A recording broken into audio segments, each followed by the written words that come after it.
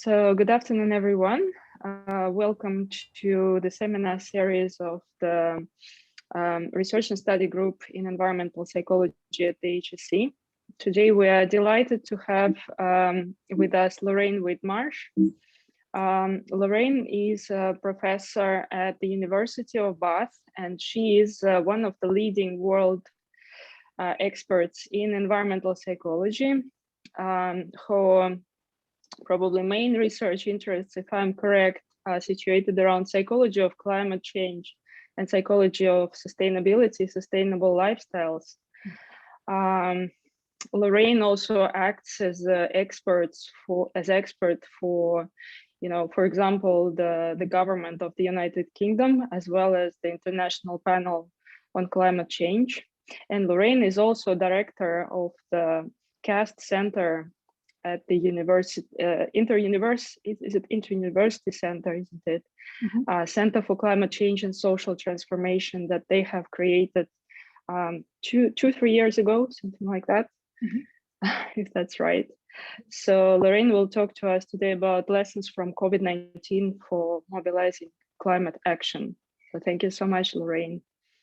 Thank you, Elena. Thank you for the invitation to join you today. And as I mentioned, I'm really happy for this to be quite an informal seminar. So if anybody has any questions or things they need clarifying as I go through the slides, please just interrupt. I can't see everybody at the moment, so just say if you want to chip in. So yeah, I thought I would just kind of talk a little bit about how we encourage people to take climate change action, but particularly how we can draw lessons from COVID-19 to inform those efforts. And as I was kind of putting together this talk, I really thought about how 2020 was obviously it was just such a strange year, but it was a year of many contrasts. We started the year with images like this on the left and of the Australian bushfires, but also climate impacts in other parts of the world as well, which kind of really reinforced all of the risks that we're likely to be facing increasingly when it comes to climate change for habitats, but for people as well.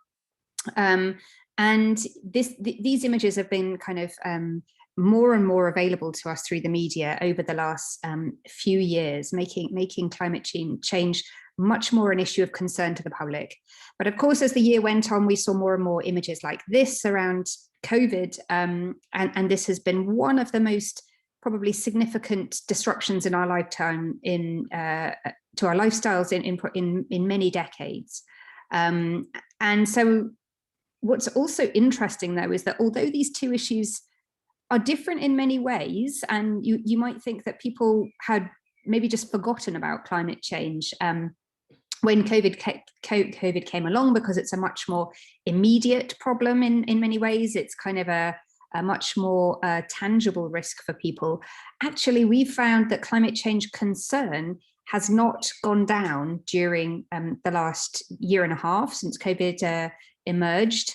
In fact, our polls during 2020 in May and October last year showed that the percentage of people, this is from the UK, I should say, who agree that addressing climate change requires an extremely high or high level of urgency actually increased compared to 2019. So that's quite interesting, because previously when we've done polling of climate change attitudes during periods where there might be other issues on the agenda. So for example, in the financial crash about 15 years ago, actually we found climate change concern really dropped a lot during that period, because people were more worried about their jobs, the economy. Those were more immediate worries. It's interesting, though, that here we didn't see that. Climate change concern actually grew last year despite this more immediate threat. And we think that that's because actually it's a concern which now has become really quite entrenched in people's core set of concerns. It's something which doesn't fluctuate according to what's in the media so much as it used to. Actually, it's a core worry that people actually have. And we've also found from other contexts, so I was involved in the UK's first National Citizens' Assembly on climate change where a representative group of over 100 members of the public discussed how we can reach our climate targets. And towards the end of that, we asked them about their support for measures to come out of COVID, so as a green recovery from COVID. And broadly speaking, they were very positive about the need for government to help the economy recover after COVID in a way that also reaches our net zero, our climate change targets. So people, broadly speaking, want these things to be addressed together. They don't want to tackle COVID at the expense of tackling climate change. And although, of course, the last 15 months or so have been so negative in so many ways and caused so many terrible impacts on people and societies, actually one silver lining from COVID is that emissions have dropped. So globally, in 2020, there was about a 7 or 8% drop in carbon dioxide emissions. And that's mostly due to travel restrictions. So most of it comes from people driving and flying less than they used to. And although 7 or 8% might not sound like a huge amount, actually it's unprecedented in terms of emission drop. So actually it is quite a sizable drop when we think about kind of usually the trajectory has been for emissions to rise over the last several decades. And so it's interesting then to think, well, if actually what we've been doing in the last year or so has had some positive impact on the environment, what is it that we can learn from COVID-19 that might provide us with lessons for tackling climate change in the longer term, in a more planned way? And I've mentioned the two issues are kind of different, but actually they do have some similarities. So they're both global issues. They both require individuals acting for the common good. We all need to kind of make sacrifices in order to protect other people. They require government interventions in lifestyle. So they require governments to tell us to stay home and avoid contact, for example, or to cut emissions by changing our behavior.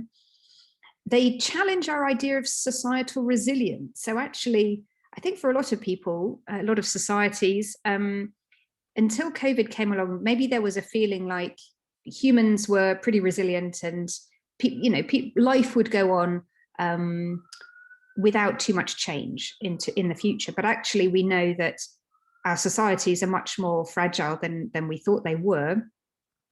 And climate change, similarly, I think, undermines our assumptions about how we run our societies and that actually maybe some of the risks associated with climate change are going to be very profoundly dangerous for society and for the future of humanity. So they are, they're both wake-up calls in some ways. They also have some common causes and solutions. And so, well, the obvious one is around sort of global travel.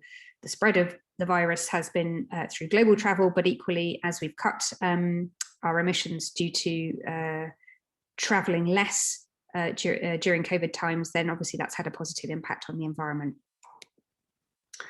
But the issues are different in important ways. So climate change is less tangible and emotive. So it's an issue which probably doesn't seem very immediate to us in our day-to-day lives. We're not usually reminded of the risks associated with climate change every day. And when we do think about the risks, you would generally think about them in psychologically distant ways, that they will affect people in remote places, perhaps, or maybe, polar regions, but we don't usually conceptualize them in ways that will mean that we personally feel very at risk. So that means it's difficult for people to sort of feel like climate change is as much of a risk as COVID has felt to most people. Similarly, climate change has lower self-efficacy to reduce the risk. In other words, people will feel less able to actually reduce climate change risks compared to COVID, because if you just wash your hands, or if you wear a face mask, or if you avoid contact with other people or distance, you can significantly cut the risks of contracting COVID. if you take kind of individual measures to mitigate climate change, you could still be at risk of climate change impact. So it's much more of a kind of, it requires much more of a collective effort to significantly reduce the risk of climate change than COVID. Similarly, there's a lower social norm to act on climate change than for COVID. So we just needed to kind of look out the window. I'm guessing it was similar there as well, to see that actually most people were complying with COVID restrictions, and so that descriptive norm, that kind of just seeing what other people are doing, has a very powerful impact on people's behaviour. We don't have that same descriptive norm when it comes to tackling climate change. We look out the window and we see people driving or flying or consuming, using energy or whatever, and the norm is to consume. And so it's very difficult then to sort of think, well, having a low consumption lifestyle or a low carbon lifestyle is the norm. It currently isn't. So all of these three things then mean that there are things that we need to do, informational approaches or wider policies to make climate change more salient for people, increase people's sense of self-efficacy, that they can make a difference, and to start to address social norms. But there are other differences as well that we need to address. So for climate change, maybe the solutions aren't quite as clear. They might be a bit more ambiguous. So in the UK, we've had this kind of slogan, hands, face, space. This is what the government have repeatedly said to us. We need to think about: wash your hands, wear a face mask, keep your distance from other people. And so this kind of nice little 3-word slogan has been very memorable. And it's quite simple to remember what you're supposed to do, in theory at least. With climate change, the solutions are way more complex. We need to change almost everything we need to do. Within our lives, we need to change the rest of society. And sometimes it's not always clear, like, is this product greener than this one? Well, which one is lower carbon actually? So sometimes it can be actually very difficult to work out what is the best choice. For many politicians, they have at least historically argued that there isn't a strong social mandate or political mandate for them to actually intervene in society to change behaviour, that they haven't had the voters' support.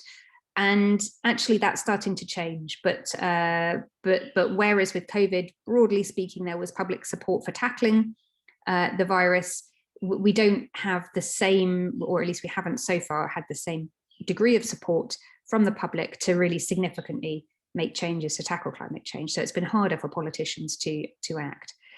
And of course, climate change requires longer term or probably permanent restructuring of society, whereas tackling climate change is a more temporary issue, hopefully. And so the sorts of restrictions that we've had are easier for people to accept because we think, well, okay, it's a few months, or well, maybe it's a year and a bit or whatever, but we can see the end potentially in sight.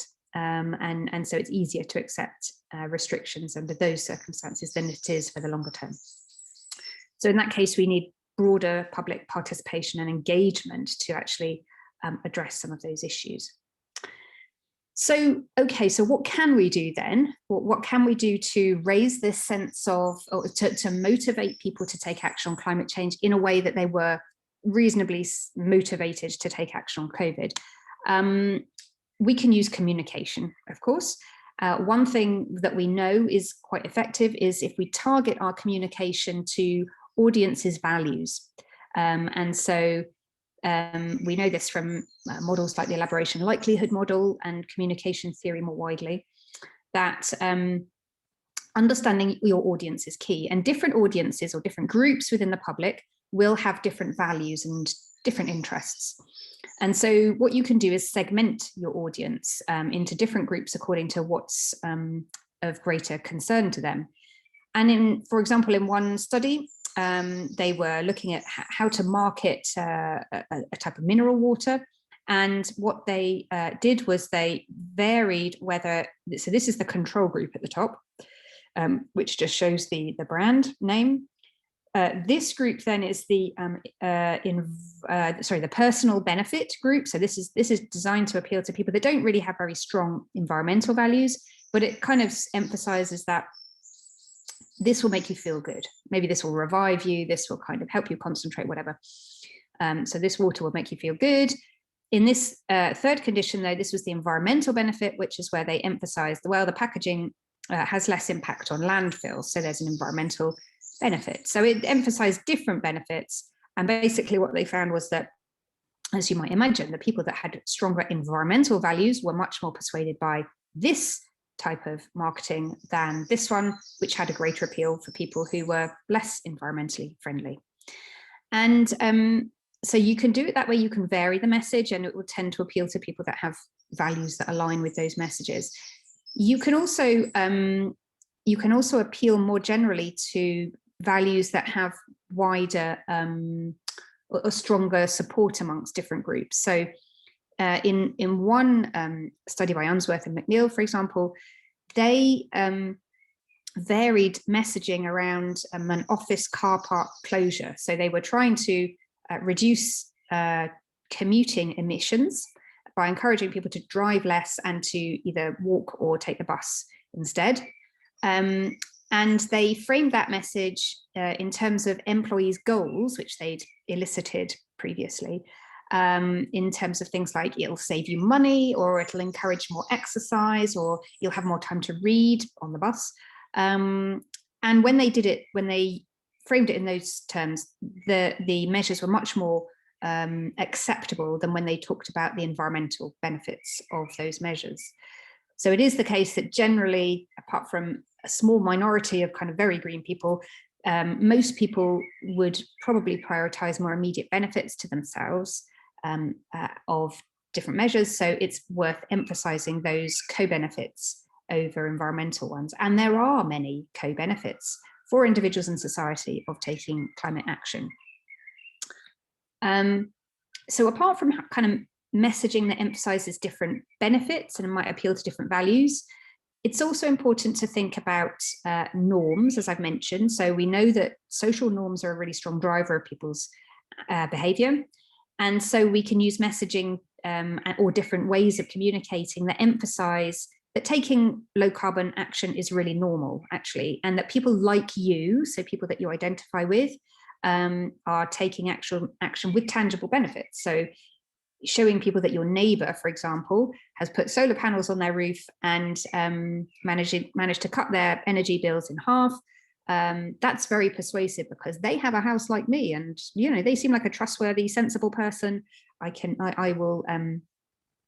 persuaded by that trustable source. So that's changing norms and using trustworthy messages is also a key part of that. You can also use normative information, of course, like 26% of commuters at our university have switched to a more sustainable mode of transport. And interestingly, here it's still a minority of people, but it's implying that actually there's a sizable group. And there's something called a dynamic norm, which is to say that actually this is something which is changing, this is growing. So already 26% or 26% compared to a previously smaller amount, you can emphasize the fact that this is going up, actually, that this is going to become a majority at some point. And that can also be very persuasive. But even just talking about 26% in this case, changed increased the shifted people from private vehicle use to other modes by 5 times. So it was a very effective strategy. This was from a Canadian study. But more generally, of course, we need to go beyond communication. So that's what I've just emphasized so far, is things that kind of shape people's attitudes, beliefs, and knowledge. And those are important things that can start to change behavior. And obviously things like labeling, etc., can also come under this category of information provision. But we know that information and communication alone is usually not very effective to change people's environmental behavior. We also need social and contextual and structural measures. So we need economic measures, incentives, broader kind of frameworks, infrastructure change, and we need to change things like norms, advertising, and so on. So all of those things together need to be put in place. We need multiple interventions. By the way, this comes from the United Nations Environment Programme Emissions Gap Report at the end of 2020, which is a really good resource if you're interested in lifestyle change to tackle climate change. And I just want to kind of say, finish basically by emphasizing really the point about getting the timing right. So everything I've said so far is about sort of how to intervene. So we need to, motivate people through information provision. We need to think about the structures and incentives, etc. But we also need to intervene at the right time. And habits are a major barrier to lifestyle change, actually. So if you think about maybe how this is probably difficult to give an analogy now because our lives are so affected by COVID, but before COVID, if you thought about how you typically traveled to the university, then you probably don't think every day, how am I going to get to the university? You just take the same mode of transport that you always take. You walk or you take the bus or something. And over a certain period of time, you develop a habit, which means that you don't think about the different options. You just think 8 o'clock, time to go to work, time to go to the university. And that makes it quite difficult to change behavior when people are in that automatic mode of acting, because they're not susceptible to information about alternative options for them. But there are times when habits naturally become weaker, and those moments of change, as we call them, are ideal opportunities to intervene, to encourage people to do different things.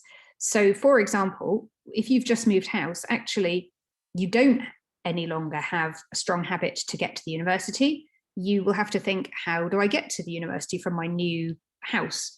And at that point, you will look around for information to inform that decision. Well, if you can give people, for example, information about the bus system where they live, maybe a one-day pass to try the bus for free, and if you time that for when people have just moved house in the last few weeks, it's much more effective than if you give that same intervention to people that haven't recently moved house and so have strong habits that get in the way. So this was shown in a study, quite an old study now, by Bamberg, where he looked at groups who had recently relocated and people who had not, and found that this intervention I've just described was very effective in increasing bus use. So it over doubled the uptake of bus use amongst the people who had recently moved house, but there was no significant increase amongst those who hadn't. So in other words, the same intervention applied to a moment of change, relocation, compared to a time of more sort of habit stability, was much more effective. So it really matters when you intervene. And over the last year and a half, we have been surveying people in terms of their habits and also their attitudes. But we've been looking at how COVID has disrupted people's lifestyles. And I should say this is, again, UK work. We've been surveying a representative sample in the UK. And we found, of course, that people have been traveling less for all of the reasons that they usually need to travel. But also at home, they've been saving energy as far as possible. They've been taking fewer showers. They've definitely been cutting down on food waste quite a lot, having fewer takeaways, buying less in general, particularly clothes and footwear. And their hobbies have changed, of course. So people spending more time at home or maybe in the garden, generally taking up kind of more creative hobbies, reading or art or cookery, people enjoying being more creative in the kitchen. So people have found ways to spend their time in their homes or close to their homes in ways that generally are lower carbon than what they used to spend their time doing, which for some people may have been kind of traveling or shopping, for example, so consuming in various ways. And what's interesting is we've also asked people, of these things that you've been doing differently over the last year or so, are there any of them that you want to continue doing, or like when restrictions are lifted?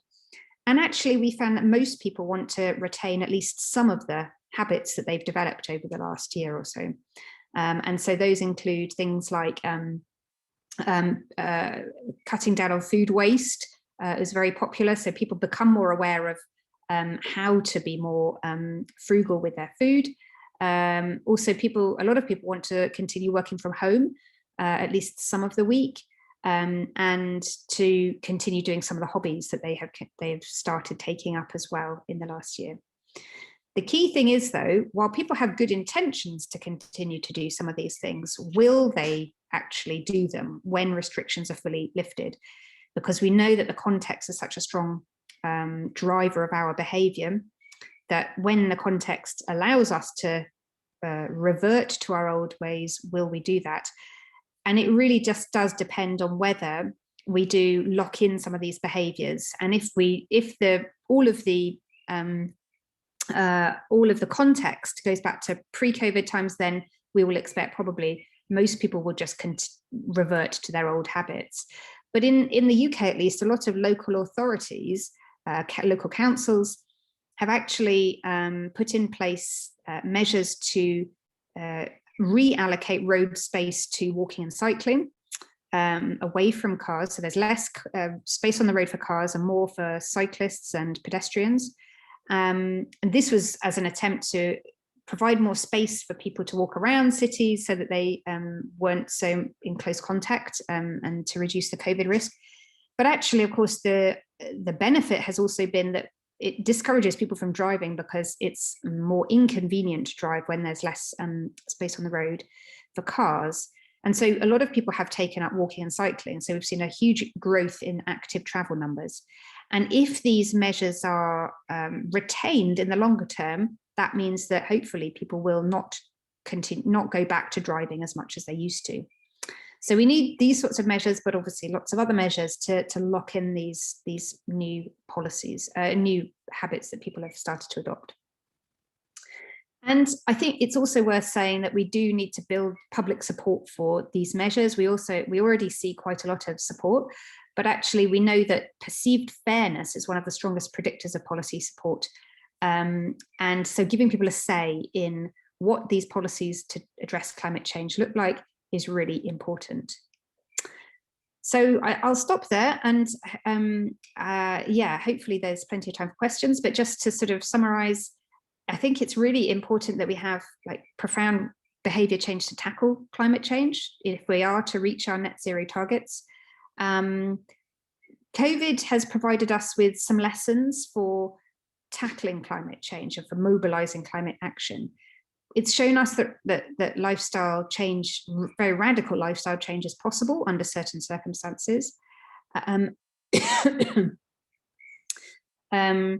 But that we need to engage with people to build the support for those interventions, that we need multiple interventions to build self-efficacy and motivation, to change social norms, to remove structural barriers, and we need to get the timing right. And actually, we have quite an important opportunity now, as restrictions are starting to be lifted from COVID, to actually lock in some of these low carbon habits that people have developed over the last year.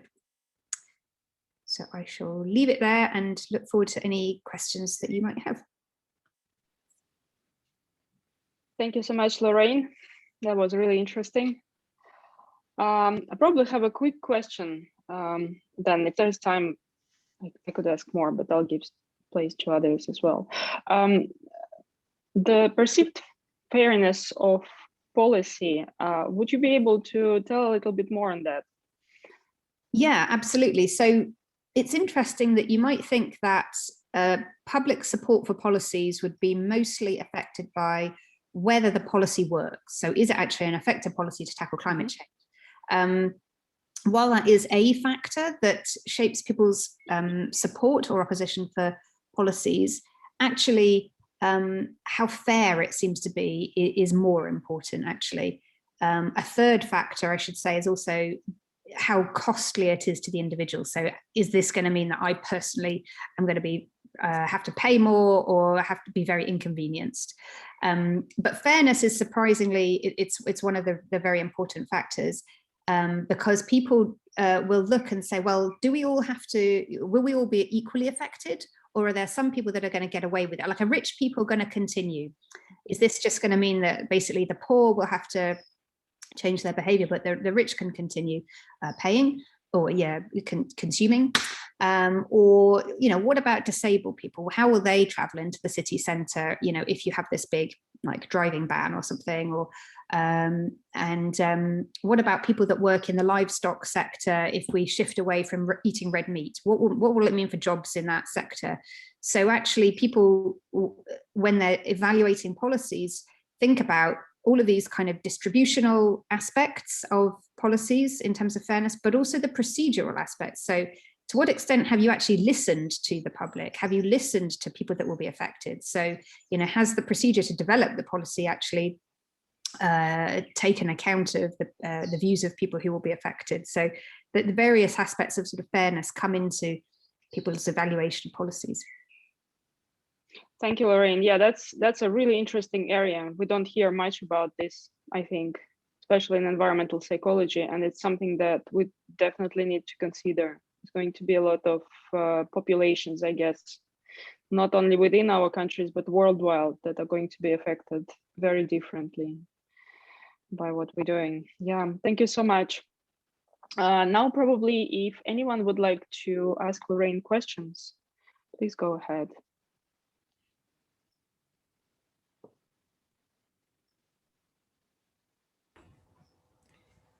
Right. Good afternoon. Thank you very much for your presentation. It was quite interesting. I wanted to ask a question regarding the differences between the COVID-19 issue and the climate change issue. So you talked about the tangibility of the threat, basically, so how people feel how imminent or tangible the threat is.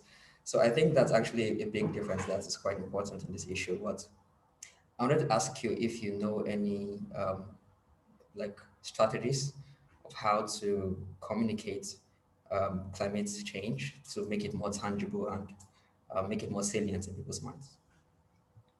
Yeah, that's a really good question. So I should say there's a really good paper by, I think it's Linda Stegg and Tom Dietz and one or two other people that came out about a year ago that actually discussed in some detail what we can learn for COVID for tackling climate change. And they did particularly focus on this issue of making it more tangible. So there are some good suggestions in there. But basically, there are initiatives which really try to emphasize what climate change means for you. So, if you can understand what people value, then you can talk about the risks to those valued things. So, it might be like chocolate, for example, to take a simple example, like the supplies of chocolate are likely to be significantly disrupted under climate change, apparently, which is quite a bad thought. But more seriously, wherever you live in the world, there will be some very significant impacts. So the more local that you can make that risk information, but also in terms of kind of valued objects or places or people, the more I think that can reduce the psychological distance and make it a more salient risk to people. So there's one or two examples. I think it might have been. Oh, there was a charity. Oh, Oxfam. It was Oxfam who did a campaign that was called something like "For the Love of," and it basically, I think you had to type in kind of things that were important to you, like do you like cricket or whatever, and it would say how climate change was going to impact that thing. And so it was a kind of an attempt to try to match up what was important to people to climate impacts. And so yeah, the more you can kind of just make it more relevant to people, the better. But I mean that's one thing. But then I think the other thing is then, and this is the approach that we tend to talk about, is the co-benefits actually. So it's not the same as what you've just said. It's actually taking a slightly different strategy. Is that, well, even if you don't really care about climate change, and even if it's still quite difficult to think about more heat waves in the UK or more floods in the UK, or your local area being disrupted by flooding on the roads or something, actually there are other very good reasons to do low carbon things. So you will lose weight if you walk to work. You will the air quality in your city will improve. You will save money, etc. There will be lots of co-benefits to taking low carbon action, that will appeal to different values that people have, and that's actually in some ways easier to communicate, I think, than even trying to kind of make the risk of climate change more salient for people. All right, thank you. That's pretty clear. Yeah. Great. Any other questions?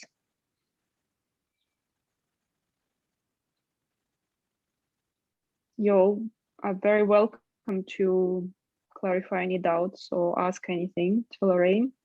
This is a great chance. Feel free to type in the chat if you're shy. Well. And while, but in the meantime, I'm actually quite curious about, because I was as I was writing this talk, I thought, yeah, I have some UK examples, but I'm really curious about kind of your context there in Russia, and sort of to what extent, where you are with restrictions at the moment, for example, and is what I presented kind of quite consistent with what you are experiencing, or not really? Well, as you can see, one of our people is sitting here in a public space without a mask. It's been weird because we probably didn't have a huge amount of, mortality, quite a big amount of cases, and of course people ill, but our restrictions are sort of, they are patchy in a good way, in the sense that they're usually, I don't know, St. Petersburg can be a little bit different from Moscow. Sasha is in St. Petersburg at the moment. Moscow is looking quite carefully at masks, and everyone is traveling masked, going to shops, wearing masks. Universities are sort of open, although the activity is not really happening much there at the moment, but the masks are there. And probably because of that, it helps to, keep under control, the situation. Mm. But while you were talking, I just thought that it's great that you were able to actually conduct the research while you were in lockdown, while the country was in lockdown, and Europe was as well, because we didn't have such a situation here. We had a very short period of total lockdown, you had a very extended one, with periods, I think, of reopening about a year and something ago, less than a year ago, yeah. But here it was just probably lasted for about 3 months. And then we reopened and we haven't closed. So that's how it worked. Okay. Yeah. So we were not really able to use it. I wonder if it makes sense for us to go to people and ask them something, because there was, some restrictions definitely were in place. Some employees were sent to work from home, and it's still continuing. So we could look into it potentially as well, and see what has happened. Yeah. We have, I think, a couple of questions in the chat box right now, or comments maybe. Okay. So I know Sasha can't speak, so I'll read it out. So if people are unhappy that they cannot travel and they have not developed the strong habit of traveling near their place of residence yet, do you think that they will start traveling even more than before? How can we look at the process of lifting travel restrictions as an important criteria to further implement environmental transport usage? Yeah, so I mean, that touches on this point, I guess, about how impacted different people have been, different countries and within countries.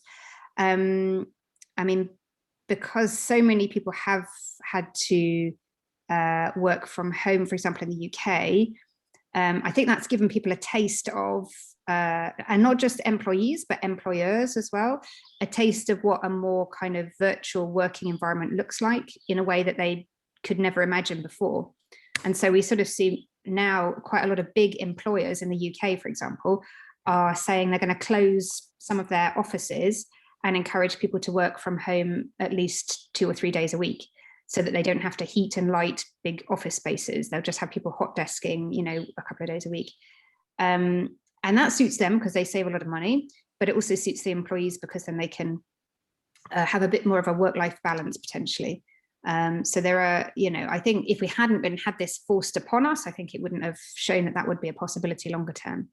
And so to answer also Nina's question, actually, I would say that's one thing which I think is going to continue to some extent, at least in the UK and several countries, is, when the structures change like that, when the kind of you just remove a big piece of office space, it locks in the behavior that people will be working from home at least some of the week. So that is going to happen more, and we're also going to see less business travel in general, because there's a huge financial saving from not having to fly around the world to have meetings for people.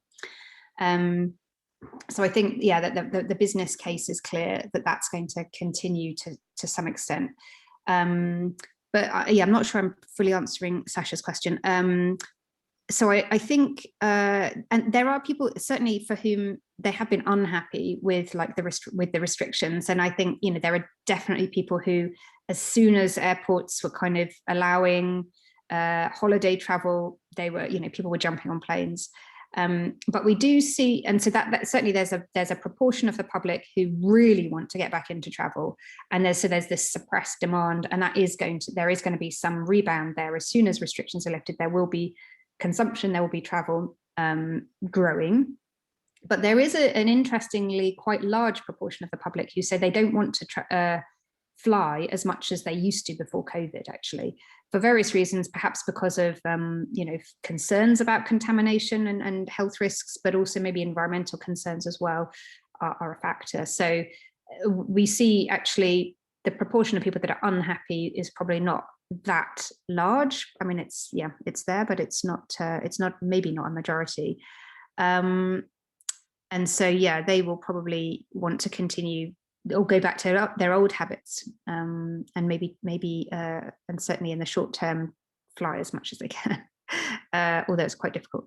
So how can we look at the process of lifting travel? Yeah, so I think we do have this opportunity now then to kind of look at what travel policies should we be putting in place to kind of try and curb some of this demand.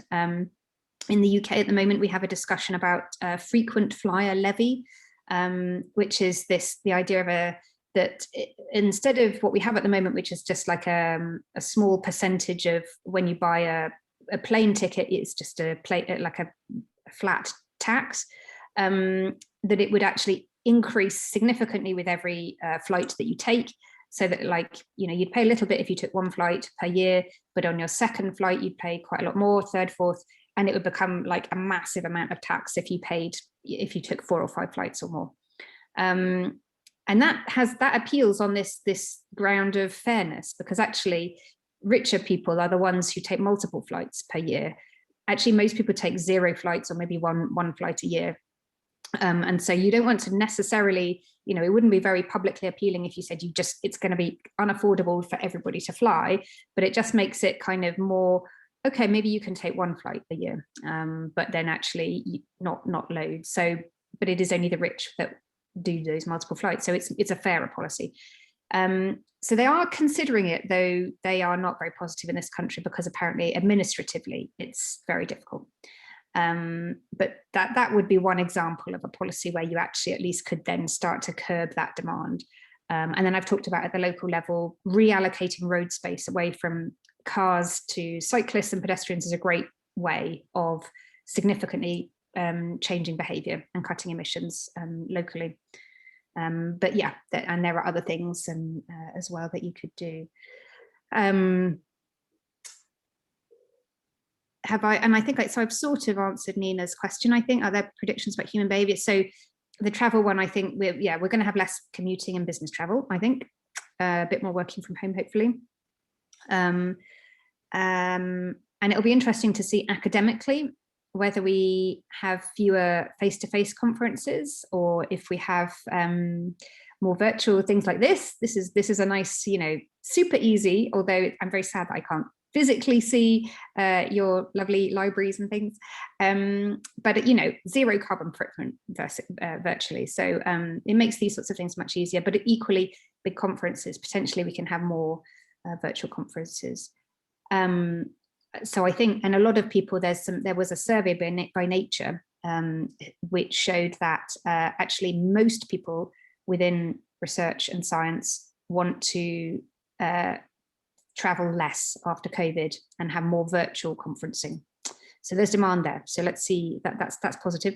People more generally, I think, might take more of an interest in preparing their own food and trying to avoid food waste, maybe because they've started to develop more skills around food preparation by being kind of locked in and being closer to where, the fridge, and seeing when is stuff going off, and not wanting to maybe go to the shop to so often to potentially like catch COVID. So we've seen a big drop in food waste. So it may be that those food preparation skills are retained in the longer term, but that's a bit less certain, I think. So yeah, some things I think will stick, some it's less clear. We definitely need to tackle consumption more widely, I think, because I think a lot of our COVID recovery policies in many countries we've just got to get people to buy stuff to get the economy going again. So I think that's a big challenge. We need to encourage people to think about whether you need to buy new stuff, or maybe you can get secondhand, or share and repair things a bit more. The sharing economy could be a way to kind of encourage people to consume, but not necessarily physical things. So I could say more about that, but at this point I've talked lots. And there's another question. So Fatika asks, do you want to say it out loud, Fatika? Or I can read it if you prefer. Okay, she wants to ask about the backlash of COVID measures and whether the same reaction will appear in relation to climate restrictions. During COVID, at least in Kazakhstan, there were a lot of deniers and those who believed in conspiracy theories. It was partly because theorists' messages were simple and emotional. Compared to theorists, scientists are usually less convincing. Is it ethical to use the same emotional, simplified communication strategy to explain climate change? Interestingly, what you're describing is kind of what happened with Brexit in the UK. You had this kind of like really rational argument, which was, we just have to stay in Europe. Like, it's just clear, like there's so many benefits. There's economic benefits and environmental benefits, and, also it'll cost quite a lot of money to leave and whatever. But anyway, it was just like here are some facts, and not really conveyed in a very emotive way. And it certainly didn't say, if we leave Europe, your life is going to be horrible, like your bills are going to double, blah, blah, blah, which may or may not have been true. But anyway, we didn't use those tactics. The Brexit campaign, very emotive. And it was just big slogans on buses about, this is what it's going to cost you. This is, and take back control. And, those people don't understand us. This is about us and what we want. And it was absolutely, emotions. It was values. It was about threat. It was about, protect what's important to yourself. And of course they had a really successful campaign. And it is interesting if you're sort of seeing something similar here about, in terms of kind of deniers and conspiracy theorists, the way they communicate can be quite effective. But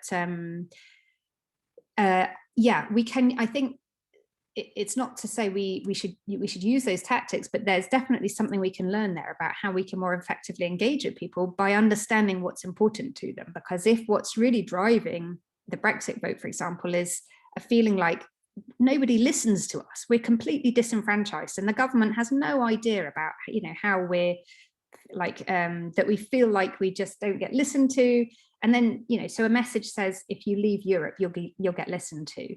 The people in power will be so much closer to you, which was ridiculous. But anyway, so they understood their audience.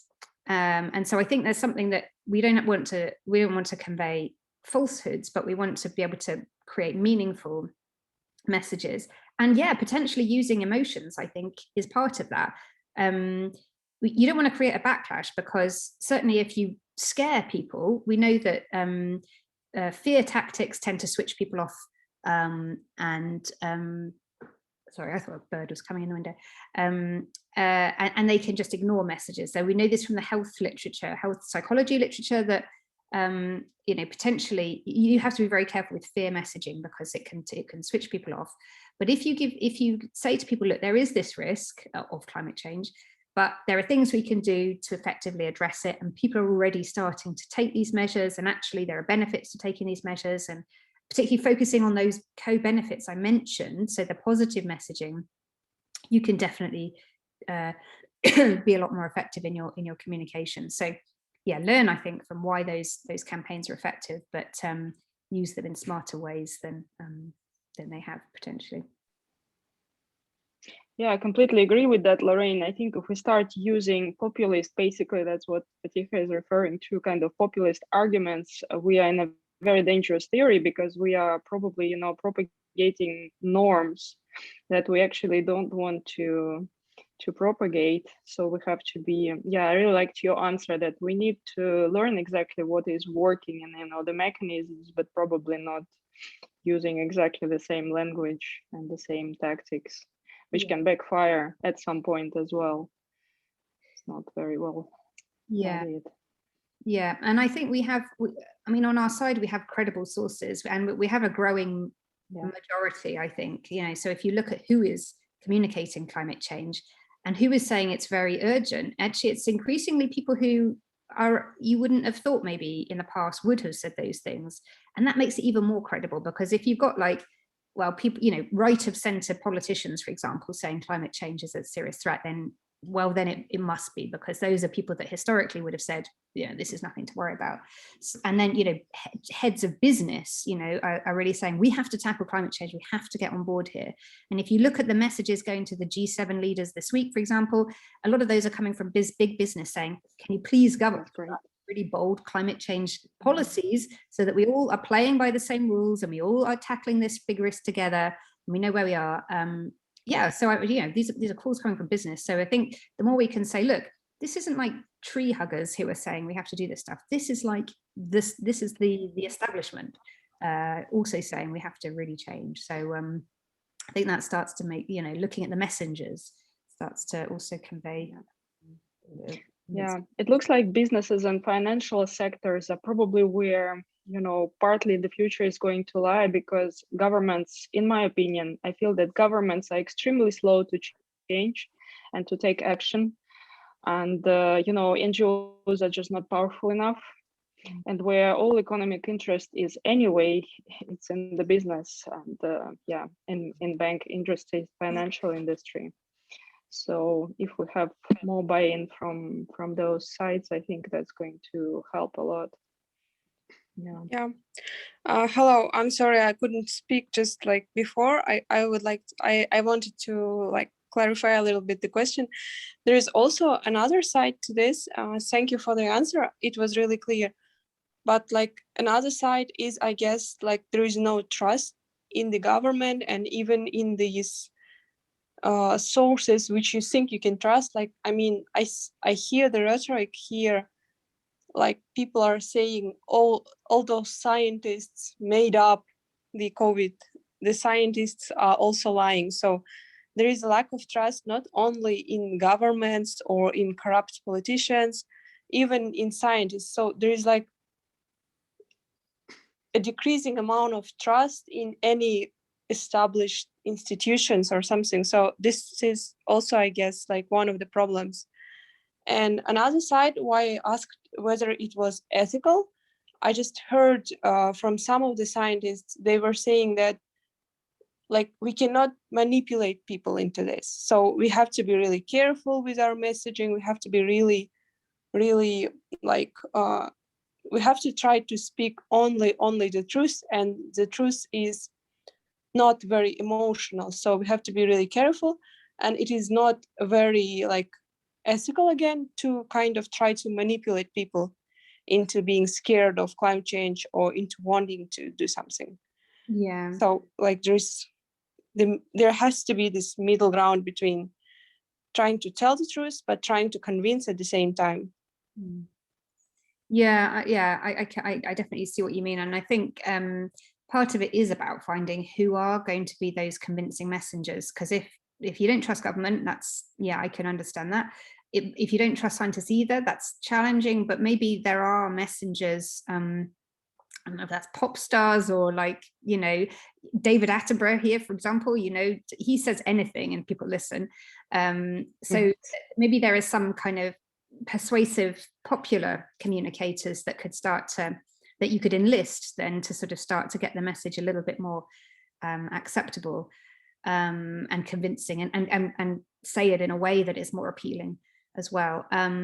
So I think that's kind of part of it. And but also, yeah, this kind of fact thing, I think it also comes down to what it is you want to convey. And so if at the moment it's just very challenging to talk about climate change at all, maybe it's just too politically charged and too many deniers that are in the space, maybe you talk about something that people do care about, that happens to also reduce emissions.